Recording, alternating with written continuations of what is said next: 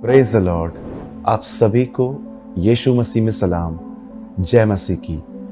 मैं विश्वास करता हूँ आप सब भले चंगे हैं और प्रभु की उपस्थिति आपको संभाले रही है।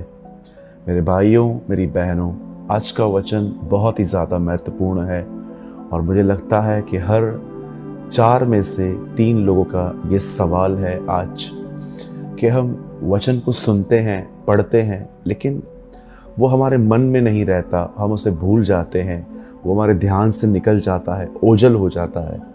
यदि आप भी इसी प्रॉब्लम के साथ ज़िंदगी जी रहे हैं कि ब्रदर परमेश्वर के वर्ड को हम कैरी नहीं कर पाते, तो आज का वचन आपके लिए एक बहुत ही इम्पॉर्टेंट वर्ड है। इससे पहले कि मैं आज के वचन में आपको ले जाऊं, मैं आपको बताना चाहता हूं ये एक बेसिक टीचिंग चैनल है।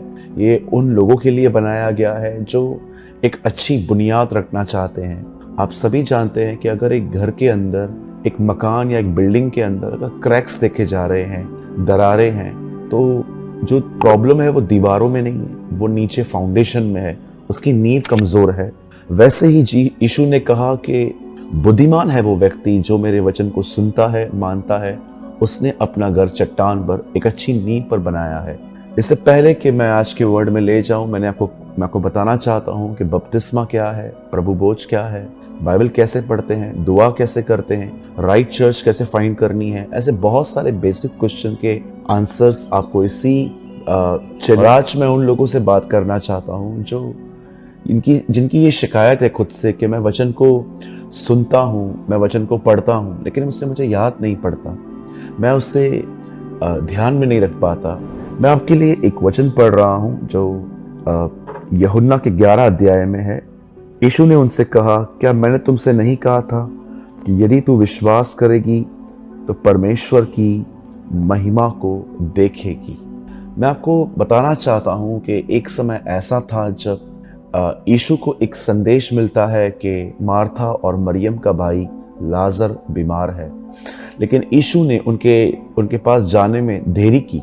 लेकिन आप सभी जानते हो कि जैसे लाजर मर गया और उसके बाद यीशु वहाँ पर गए, और जैसे यीशु उस गांव में गए, मार्था और मरियम बैतनिया में उससे मिले और वे यीशु को कहने लगे कि आप यहाँ होते तो मेरा भाई न मरता। और हम जानते हैं कि अब भी आपके पास ताकत है, अगर आप खुदा से मांगेंगे तो वो आपको दे देगा। फिर उन्होंने कहा कि पुनरुत्थान के दिन वो जिंदा होगा। बहुत सारी बातें जॉन 11 में लिखी गई हैं, लेकिन एक चीज जो मैं आपको बताना चाहता हूं वो ये है कि यीशु ने एक्चुअली उन्हें क्या कहा। यीशु ने उन्हें कहा, क्या मैंने तुमसे नहीं कहा था यदि तुम परमेश्वर पर विश्वास करोगी तो तुम उसकी महिमा को देखोगी।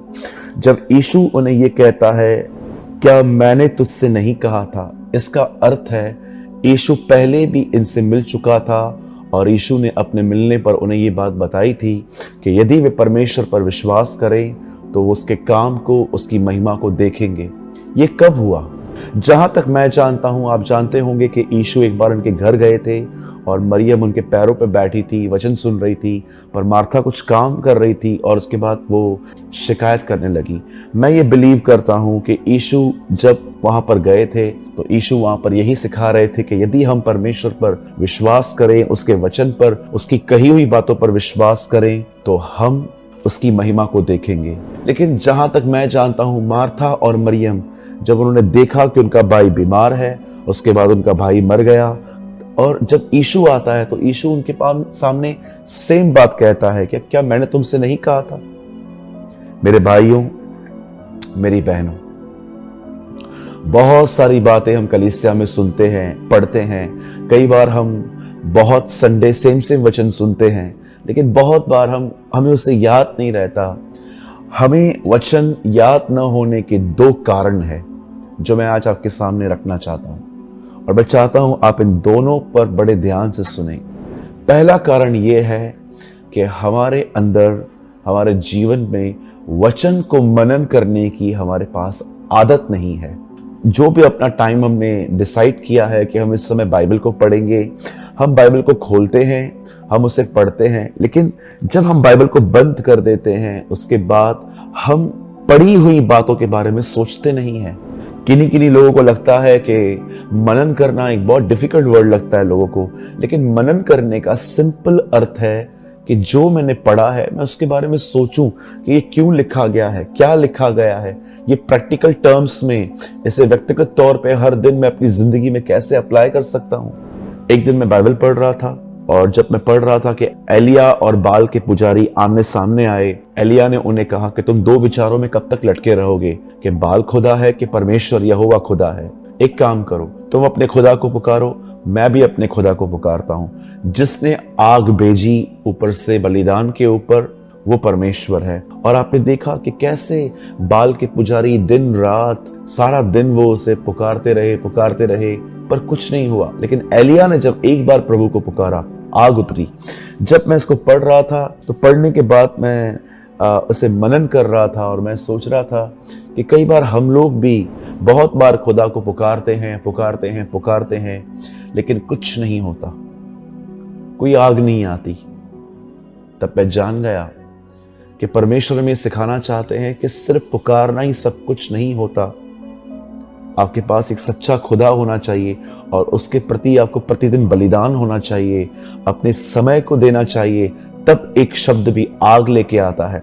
जब मैं इन वचनों को पढ़ता हूं तो मैं प्रभु से हमेशा कहता हूं कि मुझे प्रैक्टिकल टर्म्स में मुझे दिखा कि मैं अपनी जिंदगी पे कैसे लागू कर सकता हूं। सबसे पहली बात, वचन को मनन करना सीखें।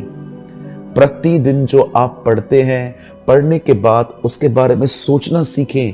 कई बार बाइबल को पढ़ने के बाद, बंद करने के बाद उसे अपने मन में खुला रखना सीखें। उसके बारे में सोचें, विचार करें कि ऐसा क्यों लिखा गया है, ऐसा कब लिखा गया है, आखिर प्रभु ने इस तरह बात क्यों की, वहां पर क्या होता होगा। और अंत में प्रभु मुझे बताएं कि मैं इसे अपनी जिंदगी में कैसे अप्लाई कर सकता हूं। पहली चीज, वचन को हम मनन नहीं करते। और दूसरा कारण जो है वो ये है, जहां तक मैं जानता हूं, हम वचन को लिखते नहीं हैं। मैंने बहुत सारे लोगों को देखा है, वे लिखने में बड़े सुस्त हैं, वे बड़े लेजी हैं। वो पढ़ लेते हैं लेकिन समझी हुई बातें जो वो सीखते हैं वो उसे लिखते नहीं हैं, इसलिए उन्हें वो याद भी नहीं रहता।